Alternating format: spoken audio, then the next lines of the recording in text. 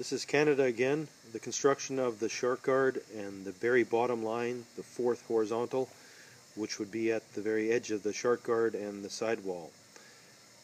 We would generally pre-measure the rope and build the shark guard ahead of time, and we would make the shark guard panel 30.5 meters wide plus the extra 2 meters, one on each side, and just cut the corners and fold them up to make the pan-shaped net. And then we would add our very bottom line rope that we pre-made like to that dimension to the net like this as an example. So 1 meter from the very edge.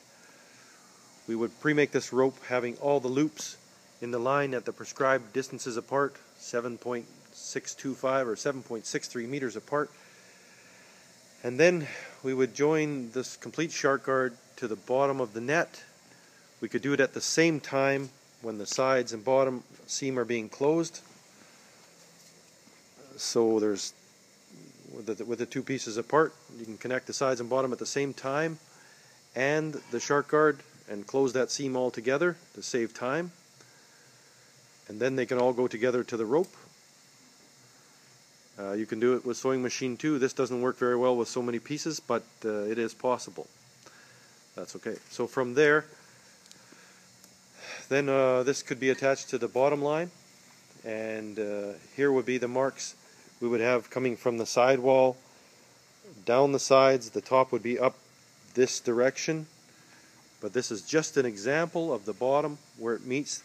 This is the sidewall, then to the bottom, and we're joining the shark guard skirt at the right point, and this mesh follows down to the pre-made loop, and it's important that these line up, so we tack them in place with a small twine, and then we have them ready to sew. And then you can sew by hand or with machine, whatever it takes. And then after, this is a rib. This is a loop made in the rib coming from the top down. It's inserted the same way we did at the waterline above, and then it extends down, the rib extends down to the bottom side of the shark guard.